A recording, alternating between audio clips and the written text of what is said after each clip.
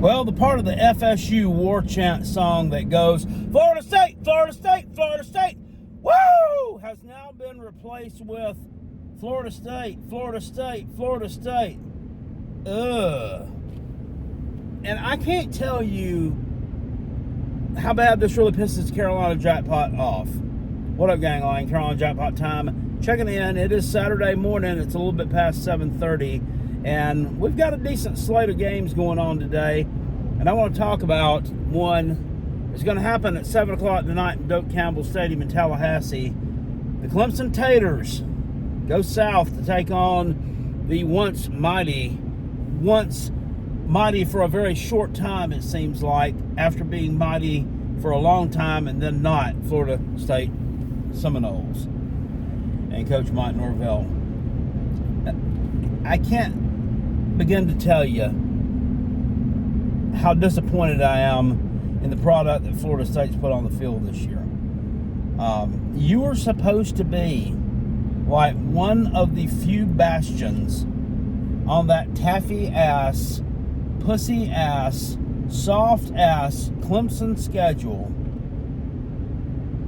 to give them a challenge or to be able to hang an L on them until they play my Gamecocks at the end of the year when we plan on paintbrushing them in their own stadium. But I don't know. I know what's went wrong here, but I just don't understand how people that are supposed to be confident knowers of ball would allow it to happen. There's been a sentiment out there among the Tater fans, some of the Tater fans, one of those being podcast partner Rob Sanders, that say, well, Mike Norvell is just a shitty coach. He doesn't know what he's doing. That is true on some levels and in some areas. So I believe the problem here with Florida State is that they have relied a little bit too much on the transfer portal, and whoever is doing a lot of their talent evaluation, like their NIL guy, their NIL general manager, whoever it is that's going out and doing some heavy scouting of these guys, doing the heavy lifting in terms of getting them to come to Florida State. I think that the evaluations this year, or this would have been last year, were just bad. They were not good. Whereas the year before, they did a good job with it. When they brought in Keon Coleman, when they brought in, what was his name? Johnny Wilson, they brought him in. Even Jaheim Bell from South Carolina, one who I don't really particularly care for, but I mean, he contributed a little bit last year too. So that was a pretty good haul of transfer portal guys. This year's haul has not been very good. Now, there are certain Clemson fans out there, and I've met a few. It's been weird this week. I always see people out in public that recognize Carolina Jackpot. They'll come up and ask me if I'm Carolina Jackpot, and before I tell them I am, I want to know who they're a fan of. And I want to kind of check their general demeanor and maybe their physical stature and, you know, kind of size them up a little bit before I tell them, yes, I give the affirmation that I'm Carolina Jackpot, because I don't know if they might want to try to hit me or something because I pissed them off. So I need to, know that I need to, protect myself if that's the case. So I met Demetrius, who was a Clemson fan. Shout out to Demetrius. I met at the Quick Trip over in Greer/Duncan the other morning at like 4 in the morning. And I met a couple more down in Greenwood, South Kakalaki yesterday. One was a Clemson man, one was a Gamecock man. And the Clemson man said something to me yesterday about Florida State was the prime example of why you can buy a program for 1 year and then it fall apart. Well, that's kind of true. And I think that he's probably one of those Dabo supporters who's on the Dabo way, and not to talk bad about the gentleman. at all because he was nice, but he's one of them Dabo supporters who supports the Dabo way of we're only going to get transfers from high school and blah, blah, blah. Well, that's not the way to do it either. And he's going to find out that that is not the way to win championships right now. It just simply is not. The transfer portal is to bolster your roster in areas of need. This Brock Glenn kid that's going to start at quarterback for Florida State tonight, he's been your backup. He's thrown 4 passes all year. He's thrown 4 passes. The ukulele has done everything else. He's 0 for 4 throwing the ball. Not very good, but it's, once again, it's a very, very limited sample size, right? I mean, Lenore Sellers threw like 5 passes last year, I think, for South Carolina. He was 5 of 5. We're like, look at that. He's 1,000%. He's batting 1,000. You know, Lenore Sellers going to light it up through the air. I mean, so far this year, that has not been the case. Number one, he still needs to learn how to throw the ball effectively. Number 2, his receiving talent hasn't been real good. So that's not always indicative. He'll make his first start tonight, I guess. Well, I don't know that he didn't start the Orange Bowl, I don't think. He did play in the Orange Bowl pretty significantly, I think. This kid was a 4-star from Covington, Tennessee, which is a suburb of Memphis, and it's around, it's a private school kid, 4-star with some pretty good numbers there. And there's no reason why last year, while you were making last year when you were making your run, Florida State, with Jordan Travis at the helm, the problem here is this guy wasn't getting cultivated in the background. He wasn't getting developed. Doesn't look like it anyway. From the outside looking in, it does not look like he was getting developed. So that would be on Mike Norvell, the head coach. Now, the poor evaluations of transfer portal people would be on Mike Norvell, and it would also be on his assistant coaches and whoever his NIL guy is. South Carolina's got one too. Everybody's got one. Anybody in the Power Four's got one. Well, except for Clemson, they don't have one because they don't get transfers. So I don't know what their role is. I mean, sit around and sing Tiger Rag and stick some finger up his butt, I guess. I don't really know. But that's your problem. This guy should have been ready to take over as your starting quarterback this year if he was any good. Maybe he's not. And maybe that's the problem. And maybe that's why, but it seems like you were awfully hasty to go out and get DJ Ukulele. I don't understand it. I get like at South Carolina, Spencer Rattler was there for a couple of years, but Sellers was ready to take over that role. They did want to bring in another quarterback, but they wanted to bring in a quarterback as a backup. They didn't want to bring in another quarterback as a starter. And that's what they did. They went out and got someone who is a serviceable backup quarterback, but they didn't feel like he was going to push so hard for that starting job and had the talent to actually start and be an effective starter, therefore scaring off the kid that you want to start, the kid being Lenore Sellers. Florida State doesn't do that. They bring in somebody like the Ukulele who is not going to come unless he's going to be the starter. And the problem is he's not any good. I mean, he's been everywhere, and they've been searching for years to try to find the DJ Ukulele that played in 2020 against Notre Dame and threw for like 450 yards in Notre Dame Stadium and made touchdown Jesus drop his jaw even wowing them at his ball spinning skills. We haven't seen that player since, and you ain't going to see him again. He'll have like one drive where he throws a pretty pass and about 3 terrible ones. He's awful. This Glenn kid goes out there against Clemson, and he's serviceable, and you don't get beat by 100. You need to roll with him the rest of the year and let Ukulele. You've given Ukulele his bag already. Just be done with it. And I don't even know how that even works. Here I am on that Amish road again. I don't even know how that really works. Well, go on ahead and pass me, motherfucker. Where are you trying to go to this early in the morning? Dipshit.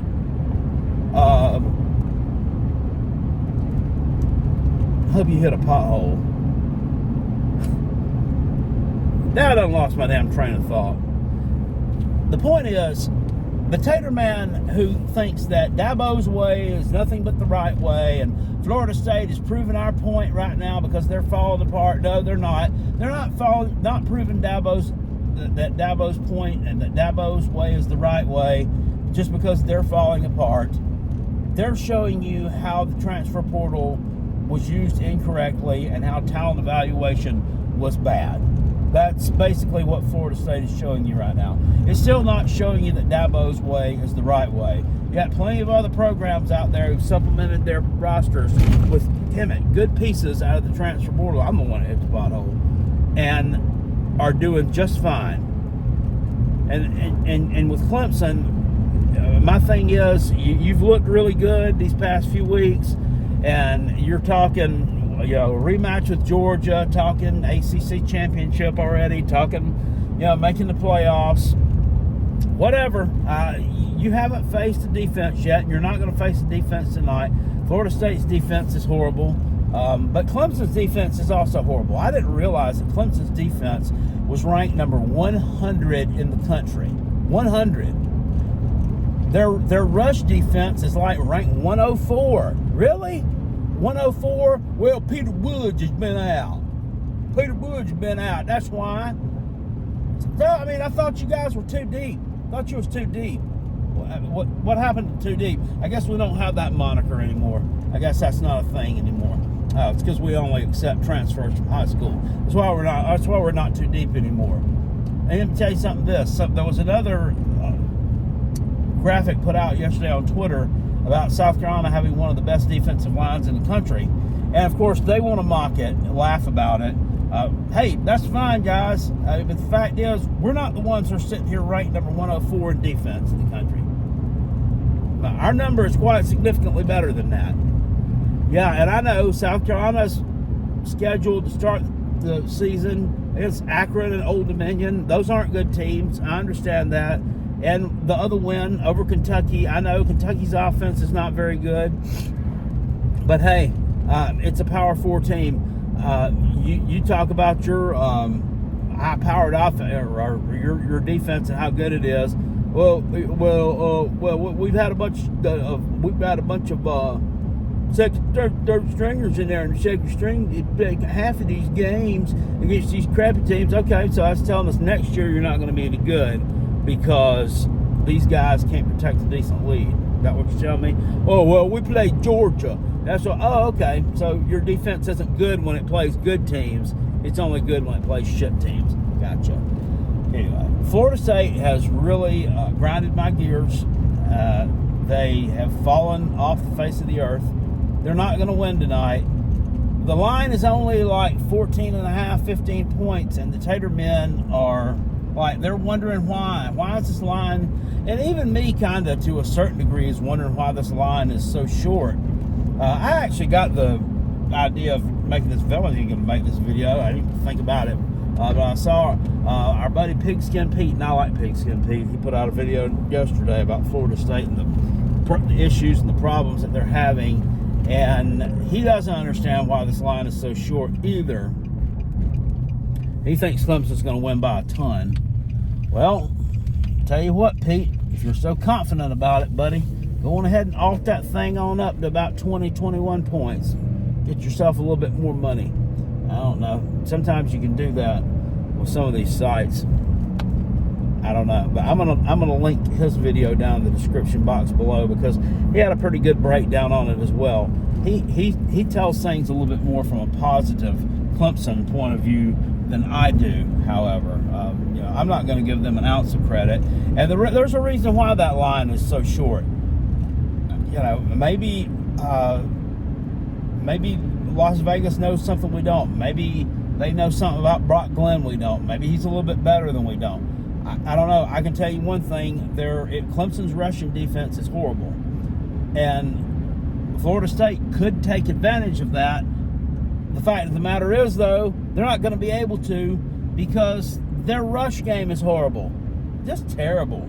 That Binky Williams guy that they got from Alabama, the one that had the gold pacifier or whatever that Uncle Lou had out. What happened to him yesterday, by the way, too? Does anybody know where he went after he left out of, East Jabib that he was driving through yesterday? Or he was between the middle of nowhere and East Jabib. I don't know where he went to after that. I hope he didn't drop off in a hole somewhere in Georgia or far eastern South Carolina and we don't see him again. That'd be disappointing. It really would.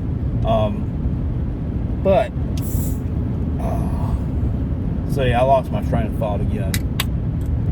I've been doing that a lot lately. It must be something about getting old. Anyway, shit. Oh yeah, I was talking about Binky Williams. The Florida State's rush game is horrible. Lawrence Tofalili. What the fuck is a Tofalili anyway? Sounds like some kind of vegetarian bean pasta salad that has some kind of Fremunda cheese on it that wouldn't be very damn good. Couldn't deal with no Tofalili. They're not going to be able to take advantage of Clemson's weaknesses, so I would think Clemson's probably going to cover the spread, but I don't really understand why the line is this low. But Vegas knows a little something we don't. Josh Pate got on there. There was a short video. He was talking about where he went and bet over at whatever betting service he's trying to, or whatever betting service is advertising on his show he's trying to promote. He bet Florida State to cover. Okay, I think he probably likes throwing money away.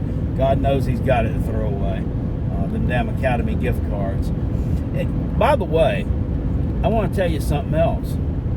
This is becoming a long video, and I'm rambling a little bit. You know how he's always promoting Big League Chew and handing out Academy gift cards because Academy has Big League Chew in the queuing line up front? That's what that's called up front, by the way. The little area up there where they have the candy and the drinks and the knickknacks and the small team things that you might have overlooked or didn't know that you needed. You probably don't need to spend money on, and they're overpriced anyway.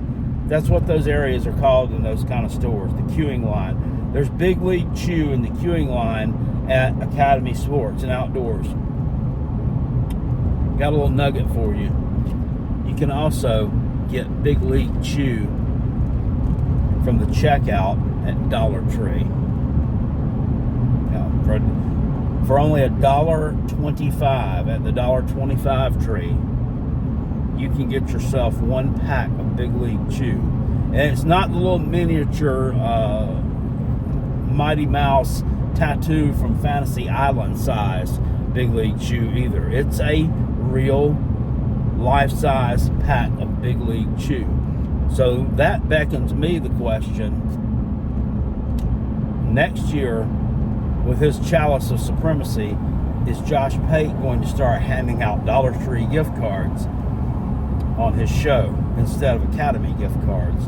Because inherently, I bet you that Dollar Tree is a bigger company than Academy Sports and Outdoors is. Dollar Tree / Family Dollar has more locations. It's probably worth more than Academy Sports and Outdoors. Somebody needs to go look that up. Let's Google that and find out, because there might be a new sponsor for him there. In fact, I might send him a DM and let him know about it. Anyway, he said he was adding that to his Oodles and Noodles best bet.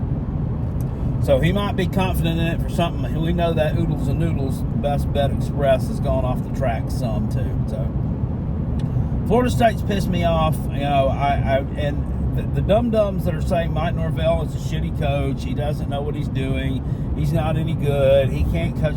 That's not true. It's simply not true. He is a good football coach. He was a hell of an offensive coordinator at Arizona State. He did a really good job at Memphis. He ended up getting the job at Florida State. He got him out of the damn dumpster that Willie Taggart had buried it in. He's a good football coach. Last year, he was him. He was him. I don't like what he let happen with his team before that bowl game. I don't like him. I think there was something that he could have done. He seems like, I don't know, seems like a fiery football coach in terms of, on the field stuff, but he doesn't seem to be. There was some kind of issues he had when he first came there to Florida State back in 2020 when the whole Black Lives Matter thing was going on with the George Floyd, and around that time, it was before he'd even coached a game at Florida State. There was something there with the players revolting. I don't remember. It got handled though. And then you see this thing last year with all these players quitting before this bowl game. It speaks to me that maybe that part of his coaching game is what's lacking in the culture aspect of it. So I don't know what's going on with that, but I will tell you this: it's really disappointing to see it just fall off the face of the earth. And they were supposed to be the ones to challenge Clemson, supposed to be able to keep them out of the damn ACC championship game, supposed to keep them from making the playoffs, because they're going to make the playoffs if they win this. I think they'll make the playoffs anyway if they finish up with a loss to my Gamecocks, and then they lose this game. They lost the game to Georgia. I think they bookend their season with losses, is what happens. And they run through this ACC taffy-ass schedule. And I'd even predict them to lose to Louisville. I'm not even so sold on that anymore. I don't know that Louisville can beat them. I don't think Virginia Tech is going to beat them at home either, although that looks a lot more feasible now than it did 2 weeks ago. I mean, I'm guilty of writing Virginia Tech off after that loss to Vanderbilt just as much as every other guy is, or gal. I mean, but what else were we to do? We didn't know. Vanderbilt has turned out to look like they're actually competent at playing football. And they barely lost to Mizzou. The loss to Georgia State was not a good look on the road there when they let them come back and beat them in kind of a back-and-forth game. That was probably the worst game of the year. But they're sitting here at 2-2, and be very careful today, fans. There's a lot of people jumping on the Vanderbilt side, laying money on Vanderbilt to cover against Alabama because they think it'll be kind of a letdown spot for Alabama because they're coming off that emotional win over Georgia. I'm telling you, teams that have really good coaches like this Kalen DeBoer, I mean, they're built a little bit different. You don't always see that kind of stuff from teams like that. I'm telling you, Alabama's going to go in there and road grade them.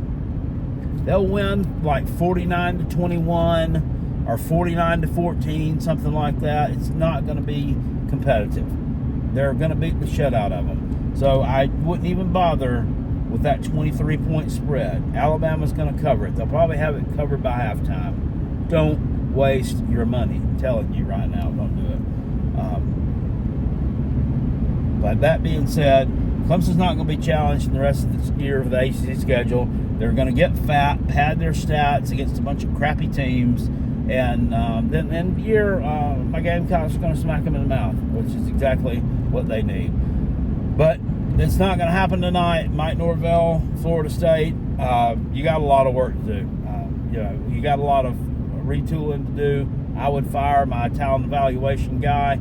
I'd go out and find a decent one, because eventually you will end up losing your job. And people are sitting there calling for his job right now at Florida State. They're not going to get rid of him. His buyout is probably, I don't know if it's Jimbo Fisher level from a few years ago, but it's pretty significant. He got a hell of a raise. I'm not sure how much he makes. I didn't look at that before I started this video. I didn't that much research into it. But that's about all I got to say about that, guys. Clemson versus Florida State. Thought it was going to be a good one. Ain't going to be a good one.